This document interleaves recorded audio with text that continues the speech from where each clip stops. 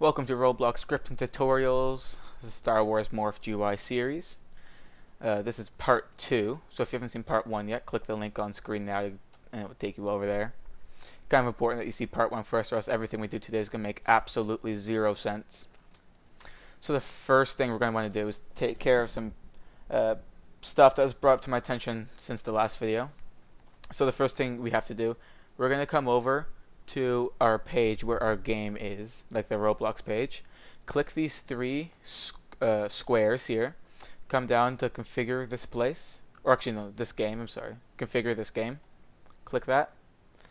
And make sure where it says avatar type options, you click use R6 and click save. If you don't select that, the script won't work properly because we have to access the torso, and our 15 morphs don't have a torso. So after you do that, you're going to have to close out of your project and reopen it. Why did I go? I'm just going to go back a couple. Edit it to open it back up.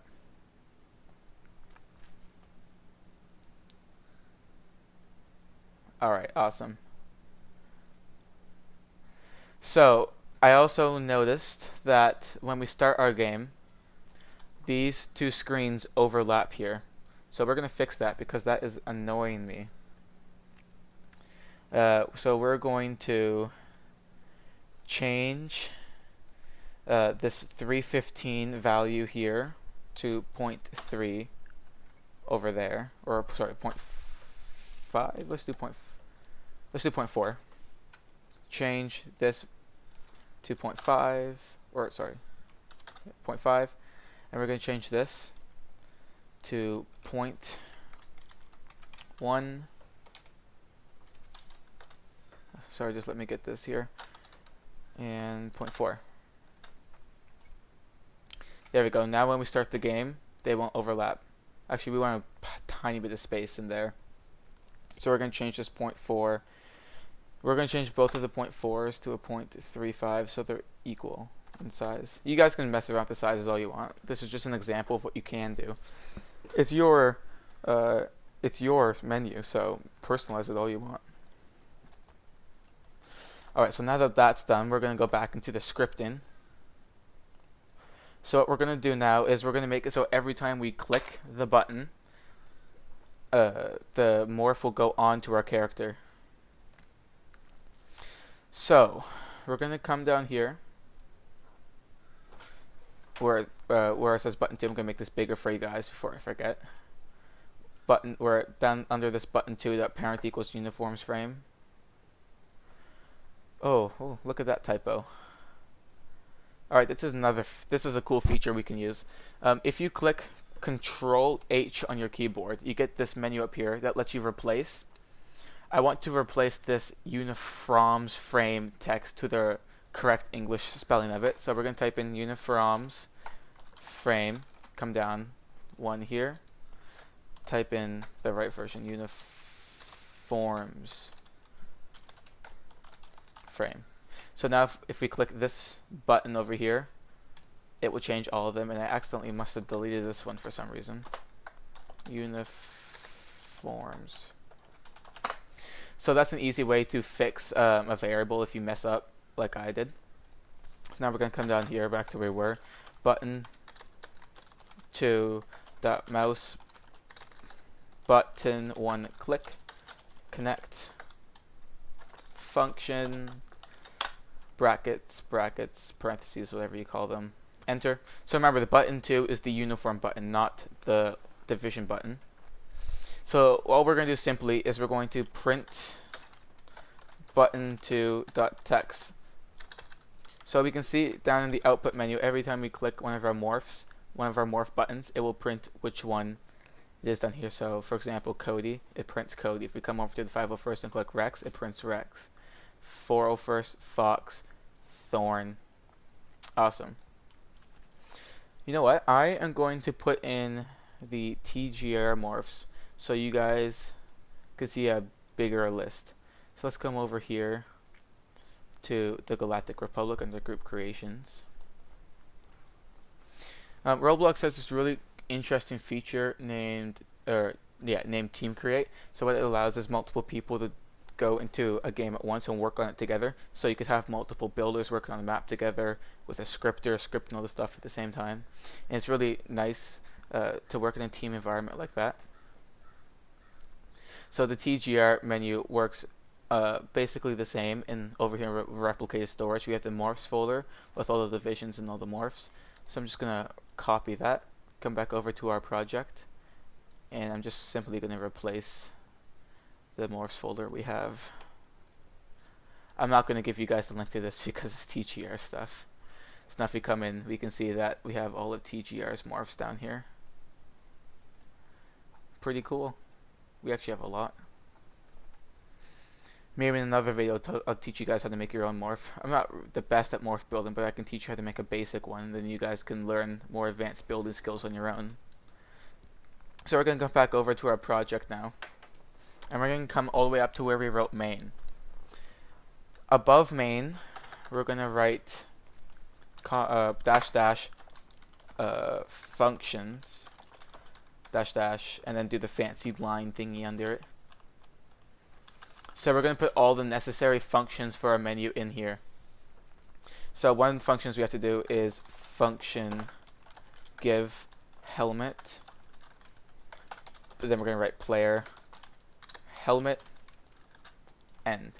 So remember what a function is. It's a thing we can call to run certain code. And in this case, we're going to call give helmet, and then we're going to tell the function what player we want to give the helmet to and what the helmet is.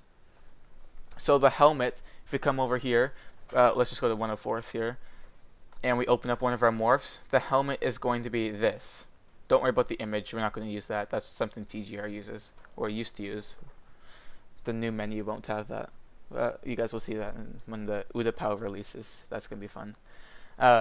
So we're going to do local give helmet equals helmet clone. So we need to write this line of code here, because if we don't, and we give the player the helmet that was in this morph, the second we give it to the first player, that helmet will disappear because it will go on to that player. So we need to clone the helmet, so we're actually giving them a copy of that helmet, so that helmet stays there. If you guys don't understand what I'm trying to do, or what I mean by this, just delete this clone thing, and then you'll see that you get an error in your code, and you can come over to the Explorer menu in your test mode and see that the helmet object was removed. So now we are going to do give helmet dot main part equals give helmet dot middle. So what this does is, if you come over, or sorry, not main part, primary part. If we come over to our helmet, we see that it has this property named primary part, and we want to set that to the helmet's middle. All your helmets should have a middle part, and if it doesn't, you need to find which part is where the head is. So if I bring this helmet over to the workspace, you can see that the middle part is where the head of the character is. So your middle part should be there. If it isn't, then you need to find a new morph, my friend, or insert a part of your own. And then we're going to do give helmet set primary. Oh, I see a mistake. We can't name a variable the same as the function name. So what we're going to do, we're going to, because that will mess up a whole bunch of stuff. We're just going to change this give helmet to helmet clone, and just replace all these. Yeah, so helmet clone set primary part. In this case, it's going to be the Player.Character.Head. So if we come over to our test mode, in this players folder in the workspace, if we open it and click on U, you'll see that you have a character property down here in the property menu. And what this does, what this is your model that's in the workspace. So this captain lettuce character property here is the same capital S as in the workspace. So what we're doing, we're accessing that property. It brings us over here, and then we're trying to get the head of our character. So right now we're moving the helmet over to our player's head. And then we have to do HelmetClone.Parent equals Player.Character. So now the helmet will be in our character. Now if we do this, we're going to see that the helmet will go on to our character. Or not. Why not? What did I mess up, guys? Oh, that's right. We never actually called this GiveHelmet function. Stupid me. So when it's clicked, we're going to do GiveHelmet game.players.localPlayer, and in this case it's going to be v3 v3.helmet. So remember, v3 is the morph object here in the Explorer menu, and then we're accessing the helmet value of it. Game.players.localPlayer is your player. Sorry, truck is driving by. I don't know if you guys hear that. It's the player that is currently on this computer. So in this case, it would be me because this is my computer. All right. Now try this. Helmet is not a valid member of model. Oh yeah, because covert agent doesn't have one. But if we go to here, oh, I messed up, guys. It's not set primary. It's set primary part up here. We're gonna click play. Come down. Let's do command degree. I messed up again, didn't I? Helmet clone. This is not a valid member. You know what? In cases like this, we're gonna go to the Roblox Wikipedia page. Oh, I know. Never mind. SetPrimaryPartCFrame. That's what it is. That should work. If it doesn't, I'll show you guys how to fix that. And then we have to set to the Player.Character.Head.CFrame. Wow, I'm out of practice. I wrote the code for the menu, for the new TGR menu so long ago that it's running. It's escaping from my brain. Alright, so now we see that the helmet goes to our character, but it's very glitchy. It just stays there. It doesn't actually follow our character anywhere. So this is when we have to do something called welding. I'm going to make a separate video on welding. So right now, I just want you guys to copy the code I put. And I'm not a huge expert on welding, so I'm just going to use code that I've written before for TGR. And I'm going to copy and paste it. I'm going to link this code into the description too, so you guys can copy it. Where is it here? We don't need this spawn function. That's really advanced for you guys. I'm just going to alter this code a bit. Player.Character.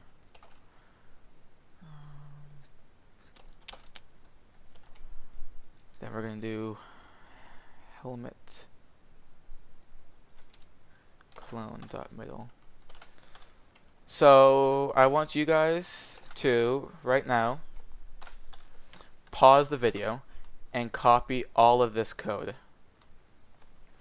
When you're done that, we're going to come back to the video and we're going to see what it does, okay?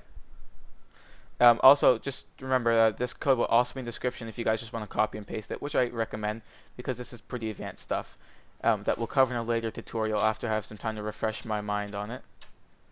Alright, so if we come over to test it now and choose our morph, we'll see that now when we walk around, oops, I forgot something, didn't I? Yeah, here. This last helmet should be helmet GetChildren. Or HelmetClone GetChildren, excuse me. So now if we choose our helmet and we walk around, the helmet will follow us. Now this brings up another problem. We see that our head is sticking through the helmet, and that sucks. We really don't want that.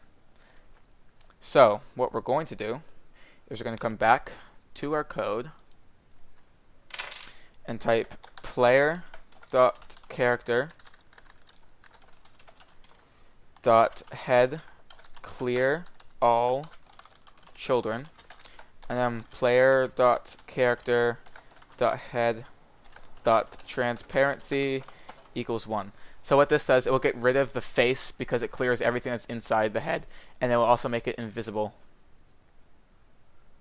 Alright, let's try this. So if we choose our morph, uh-oh, what did I do? Why is that happening?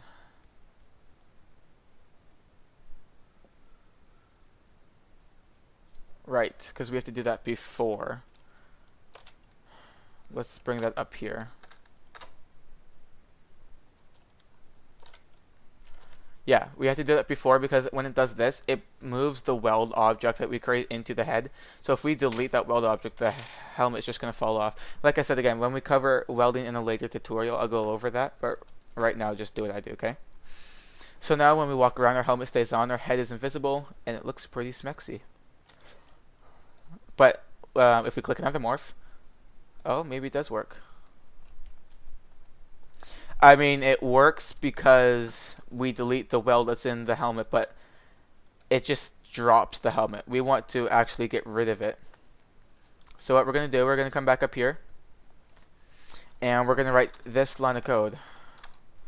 If player.character find first child helmet, then I'm just going to copy and paste this line and write destroy. So what this does is it looks to see if, I'm just going to see if I'm still recording here. Okay, good. It looks to see if there is actually something already named helmet inside the character, and if there is something in the helmet inside the character, it's going to delete that. So let's try this again.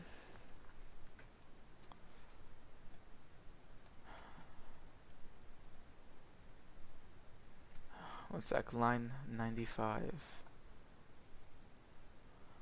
Why do we have that problem on line 95? Does the developer morph not have a helmet? Right, because this TGR Morphs system works a bit differently. Maybe I shouldn't have done that. Whatever, it still works. So you see the helmet comes on, and we select a different one, and it gets rid of the old one and puts on the new one.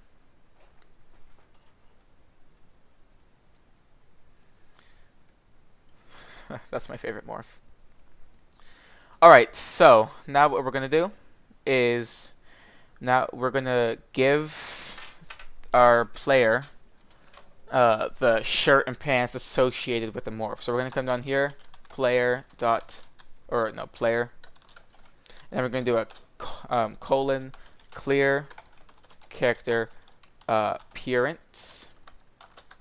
So what this does, that'll get rid of all the shirts, all the packages in our player, all the body colors, all the stuff that we really don't want. And then we'll write Helmet.Parent.Shirt.Clone.Parent equals Player.Character. And we're going to copy and paste this line of code, come down the line, and change that shirt to pants. And so we wrote helmet here instead of HelmetClone because we want to access the helmet that we gave, because that will give us the helmet over in the menu over here. And then when we do Helmet.Parent, and then we can access the shirt and pants that are associated with the morph. So if we do this again, we see that now we get our clothes. You can choose a different morph, and it will also change your clothes for that morph. There you go. So we have just created your first morph system.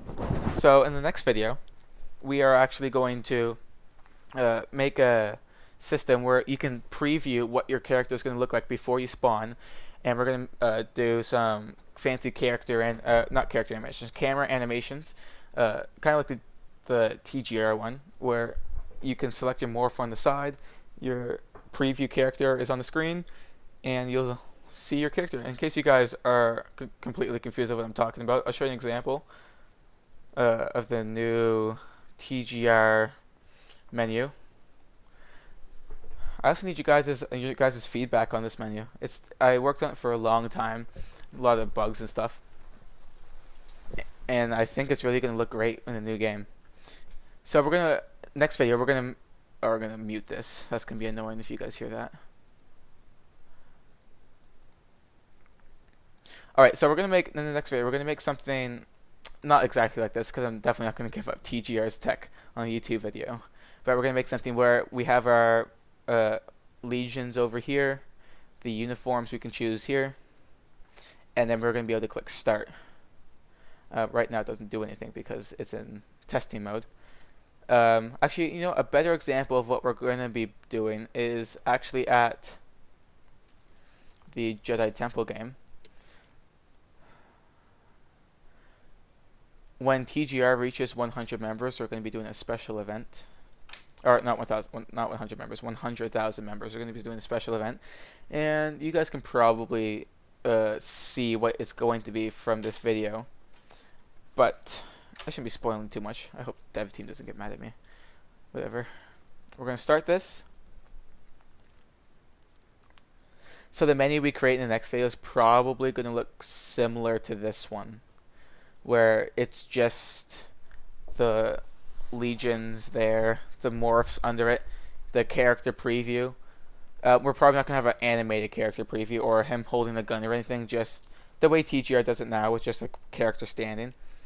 And we're going to have the morph, and when you're going to click start, it's going to teleport you to where you want, and you're going to get your gun. Awesome. I'll give you guys a little, another little hidden secret that's in this game. Maybe it will spark your imagination of what this is going to be.